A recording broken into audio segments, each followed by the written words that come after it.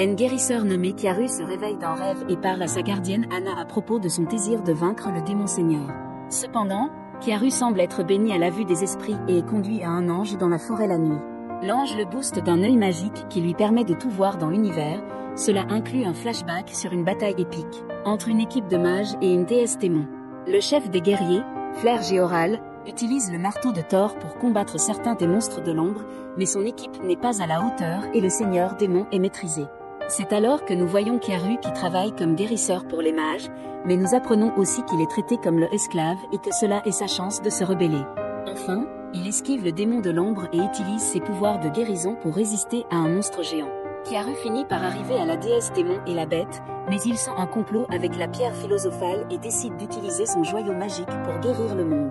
Kiaru est sur le point d'être attaqué par Flair, mais il utilise la gemme pour voyager dans le passé, réalisant tout ce que Kiaru décide d'accomplir. Dans le fantasme de Flair humiliant, elle guérit le lendemain. Flair apparaît au village d'Andal pour recruter un nouveau héros et elle prend Kiaru comme recrue. Juste comme prévu, il est amené au château impérial et obtient le titre de héros de la guérison. Son nouveau statut le rend populaire auprès des femmes de chambre et puis il rencontre l'épéiste Kireja pour l'aider à récupérer son bras. Kiaru réussit, mais fait semblant de s'évanouir à cause de voir tous ses souvenirs effrayants. Flair montre son vrai côté maintenant, mais cela ne fait que rassurer Kiaru qu'elle est la même saleté qu'il connaissait depuis sa première vie. Après avoir récupéré, Kiaru fait une crise de colère et Flair essaie d'agir gentiment avec lui, mais il voit à travers sa tromperie et continue avec son acte. Plus tard, il est drogué et emmené au cachot où il se trouve torturé et rendu dépendant de substances. Cependant, Kiaru traverse exactement la même routine pour tromper tout le monde autour de lui, alors qu'il continue de guérir les soldats blessés. Kiaru absorbe également leurs capacités afin qu'ils puissent se préparer pour sa vengeance.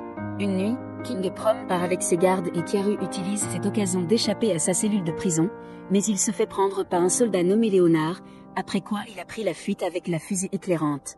La princesse maléfique convoque Léonard dans ses quartiers privés, mais il est révélé qu'il est en fait Kiaru déguisé. Il explique comment il a changé de visage avec Léonard, puis il humilie Flair en se cassant les doigts. Il joue à un petit jeu, après quoi Kiaru obtient une vengeance extrême. Maintenant, il efface les souvenirs de Flair et change son visage pour en faire son esclave. Le lendemain matin, Kiaru décide de chercher le seigneur démon pour en savoir plus sur elle. Ensuite, il dit à Flair que son nouveau nom est Freya. Il se présente également comme Kjerga, et puis il s'affaire. Le duo se lance en leur voyage, mais Kiara est alarmée quand il apprend que Norn, la sœur de Flair, va venir pour lui. Un flashback montre comment Flair et les autres maltraitaient horriblement Kiaru. Cela implique aussi la lame battre le pauvre esclave pour avoir servi Flair. Puis on voit que Kiaru était presque tué par balle, mais ensuite il se réveille de son rêve avec Flair à côté de lui. Maintenant, Kiaru s'assoit avec elle pour profiter d'un repas, mais son œil magique sent que l'eau est empoisonnée. Heureusement, il s'en sert des pouvoirs de guérison pour créer une antidote pour le poison. Après avoir bu l'eau, plus tard, il tombe sur un marchand malade nommé Rodrea Goldman et offre son antidote. La potion magique fonctionne instantanément, et les deux hommes d'affaires font grève un accord les uns avec les autres. Maintenant, Kiaru va avec Flair pour acheter un esclave pour les combats. Mais il n'est pas content de ce qu'il voit d'abord, donc le traître le prend à des biens blessés. Ici, il aperçoit Setsuna, qui est une fille bête de la glace du clan des loups. Kiaru ressent sa soif de vengeance et décide de l'acheter, car il peut se rapporter à sa douleur. À la fin, Kiaru guérit Setsuna et traverse tous ses souvenirs. Il apprend que son village était ravagé par des soldats maléfiques du royaume oral du Géi, dans le cadre d'un énorme complot dirigeant le marché aux esclaves. Après avoir fait un autre commerce avec Godman, Kiaru et Flair décident qu'ils devraient se concentrer sur les armes magiques. Il remonte à Setsuna et la ranime, mais elle gifle Kiaru pour l'avoir fait avec un baiser. Il envoie Flair pour obtenir de la nourriture, et ensuite il est attaqué par Setsuna, mais il la coince avec aise et dit qu'il lui donnera ses pouvoirs si elle promet de devenir son esclave. Il la booste de son essence et augmente la capacité de puissance de son navire. La nuit, le trio se dirige vers le village de Setsuna où il voit ses lots de glace attaqués par des mercenaires. Kiaru libère ses pouvoirs d'épée épique pour vaincre les méchants soldats, puis Flair utilise son étoile de flamme de niveau 5 pour abattre les troupes. Ensuite, Setsuna et ses loups tuent sauvagement les survivants. Après quoi, Kiaru réfléchit à la façon dont Flair, poli et gentil, est devenu Setsuna. Il regarde la lune rouge pour célébrer la victoire, et ensuite Kiaru repère la source de l'eau empoisonnée. Il offre à Setsuna un choix et décide de guérir l'eau au lieu de tuer tous les humains. Maintenant, elle dit à son maître son vrai nom et s'abandonne à lui pour toujours en attendant. Le roi réprimande Léonard pour ses échecs et lui ordonne de tuer Kiaru. Les filles s'amusent au bord de la piscine, et Kiaru décide de se joindre à la fête plus tard. L'équipe se heurte à l'un des survivants soldats du village des loups de glace et il le tue facilement.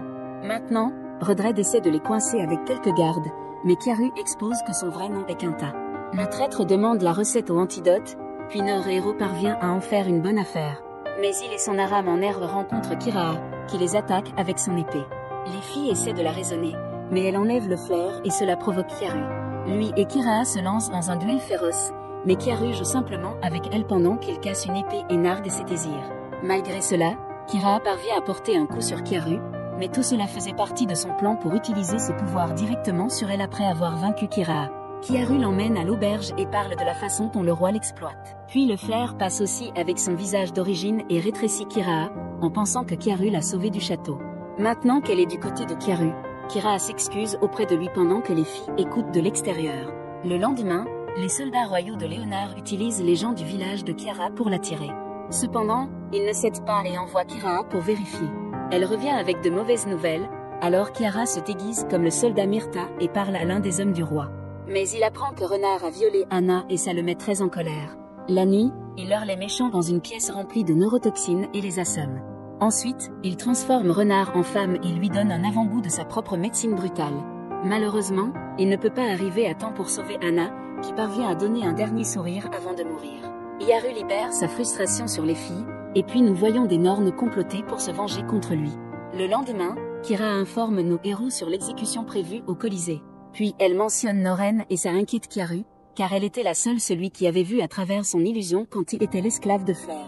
Le lendemain, Kiara atteint le Colisée et les témoins le roi faisant un discours devant exécuter les membres de son village. Heureusement, il se révèle avant tout le monde, se fait mal. Kiara reçoit un accueil hostile, mais il se moque de ses ennemis et est attaqué par les soldats qu'il prend pour abattre la première vague d'adversaires avec facilité. Puis il dit à tout le monde dans le public sa véritable histoire en tant que victime. Cependant, le méchant roi continue de tuer des villageois innocents et essaie de libérer une barrière magique sur Kiaru. Heureusement, il l'inverse sur eux en invoquant une projection de Flair avec son visage original. Elle expose la fille du royaume pour toutes ses mauvaises actions, après quoi elle libère une étoile épique flamme pour prouver son identité. Alors elle exhorte le peuple du royaume à se révolter et permet à Chiaro de s'échapper avec un jeune garçon, pendant que le public se rebelle et tue le roi avec son armée. À la fin, des ordres de Kiaru, Godman, pour élever le garçon même s'il signifie qu'il haïra son sauveur toute sa vie. Nos héros décident de visiter la ville de Veronica, et Chiaro demande à Kiraa de rester derrière et collecter plus d'informations sur Norn. Pendant ce temps, la méchante sœur fait un plan avec son esclave jaune pour gérer son ennemi. Après une nuit intense, Kiaru crée du personnel qui peut être utilisé pour résister au pouvoir du flair. L'équipe atteint Veronica et entre dans un bar où ils apprécient un repas avec un humain et un démon. Ils ont appris que les démons et les humains vivent en paix ici, grâce au roi démon féodal qui a atteint un compromis du commerce du sang avec les humains.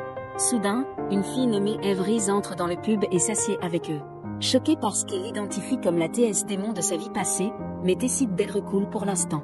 Après quelques fois, il dit que le seigneur démon qu'il a rencontré était de la tribu de l'aile noire, mais apprend qu'il a été mis sur liste noire par le roi féodal. Soudain, le pub est attaqué et Eva est assommée par une flèche paralysante. Kiaru convainc la reine de l'embaucher, puis il tue l'un des démons assassins, après quoi il s'échappe sur son raptor avec les filles. Plus tard, il a une discussion avec Eve et elle devient prudente quand il se révèle être un héros. Quoi qu'il en soit, il lui propose un partenariat pour l'aider à devenir la reine démon. Elle résiste au début, mais demande du temps quand il propose de l'aider à sauver les survivants de son clan. Le lendemain matin, elle se réveille avec une situation délicate avec Kiara et les filles.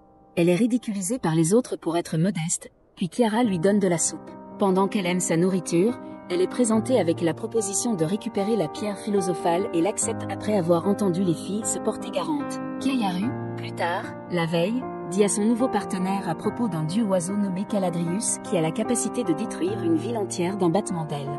Kiaru s'excite en entendant cela et décide de faire face à des épreuves afin de trouver le démoniaque monstre. Plus tard, il entreprend de collecter des informations sur le Godboard mais est attaqué par l'un des démons assassins. Il le descend facilement, après quoi il apporte des cadeaux pour le réveillon des filles. Il décide de quitter la pièce pour éviter une autre scène gênante, puis Kiaru sort avec Setsuna pour s'occuper des assassins survivants. Il les bat assez facilement et les piéger afin de leur donner une leçon. Plus tard, Kiaru trouve une belle auberge où les lits sont beaucoup mieux. Lui et les filles taquinent la veille plus, et le lendemain, ils vont faire les courses pour certaines armes. Le propriétaire du magasin, Carmen, est émerveillé par les pouvoirs de Kiharu et lui offre un rabais. Après quoi, ils deviennent amis, mais Kiharu est alerté quand il remarque le Norn et la lame entrant dans la ville. Il devient émotif, mais est repéré par l'orgue triste, un guerrier d'élite également connu sous le nom de la Maokai. Il s'avère être un personnage très louche. Tard dans la nuit, quand elle capture une victime féminine, maintenant nos héros et Carmen dînent ensemble. Kiharu trie un amusement pour lui-même, mais Carmen lui parle des mauvaises manières de Blade et mentionne le bar qu'elle visite habituellement. Kiharu ne veut pas utiliser les filles comme appât pour les lames, alors il devient une femme à la place des filles. Devenir fou après l'avoir vue dans une si mignonne forme et s'occuper devant la veille. Après cela, Flair met du maquillage sur Kiharu, puis il se lance dans sa mission. Il est attaqué par des crétins louches sur son chemin, mais il les décroche facilement. Maintenant, il va au bar, et ça ne prend pas longtemps pour que la lame apparaisse et commence à flirter avec lui. Elle drogue Kiharu avec une potion, et il joue le jeu même s'il n'a pas d'effet sur lui. Cependant, ils sont interrompus par le père de l'une des victimes de la lame. Alors, Kiharu se réveille et s'engage dans un outil féroce avec la lame. Elle commence à se débattre, puis elle se domine elle-même avec l'épée épique Ragnarok et domine Kiharu. Notre héros est finalement abattu et emprisonné par la lame. Cependant, cela faisait aussi partie de son plan, et il étourdit la lame avec des fléchettes empoisonnées. Après avoir appris que sa victime est un homme, Kiara utilise ses pouvoirs pour en savoir plus sur les plans de Norn pour attaquer la ville dans 3 jours. Puis, il place la lame dans un piège similaire à ce qu'il a fait avec Léonard. Il l'humilie alors qu'il joue l'un de ses jeux tordus, et elle finit par être mangée par ses hommes zombies. Après cela, l'épée Ragnarok se transforme en une magie orbe que notre héros emporte le prochain jour. Kiharu rencontre Carmen, mais est confronté par Alkei, qui lui propose un travail après être impressionné par son aura. Kiharu le rejette soigneusement, car il sait que Alkei est un dangereux assassin. À la fin, Kiharu se rend compte qu'il aura besoin d'une arme divine pour vaincre l'élite assassin, afin qu'il absorbe le pouvoir de l'orbe sacré. Il se transforme en l'armure sacrée Georgius, qui peut accorder l'immortalité. Kiharu est un peu trop excité avec ses nouveaux pouvoirs pour qu'il s'amuse avec les filles. Plus tard dans la nuit, Norn annonce au peuple de Veronica qu'elle veut tuer tous les démons vivants ici. Le public attaque ses gardes, alors elle utilise cela comme une excuse pour attaquer tout le monde devant elle. Malheureusement, les victimes comprennent le candon et cela met Kiharu encore plus en colère car il a perdu son seul ami. Le héros maîtrisé montre ses nouveaux pouvoirs devant l'armée de Norn et les bête avec facilité. Norn en est informé, puis Flair montre une autre projection où elle raconte aux soldats de rendre leurs armes et de vivre en harmonie avec les démons. Le plan réussit et l'armée abandonne sa mission de plaire à leur princesse. Kiharu profite de cette occasion pour attaquer Norn, mais stoppé par Alkei. Il s'engage dans une bataille acharnée, mais il ne met pas longtemps à notre héros pour abattre son adversaire avec son armure sacrée et ses pouvoirs. Sans personne sur son chemin, Kiharu kidnappe Norn et l'enchaîne. Il commence à la réprimander pour avoir tué Carmen, alors elle supplie pour sa vie. Mais ensuite, il mentionne également le village d'Albin et, n'ayant pas d'autre choix, Norn accepte de jouer un des jeux tordus de Kiara, mais perd très facilement. À la suite de cela, il la transforme en une fille nommée Ellie, qui jouera le rôle de sa sœur bien-aimée. Hiroa vient rendre visite à nos héros le lendemain et est informé de tout ce qui s'est passé. Après s'être livré à un fantasme de faire la fête avec son nouveau harem, Yaro achète un autre rapace et visite la tombe d'Anna pour obtenir la fermeture.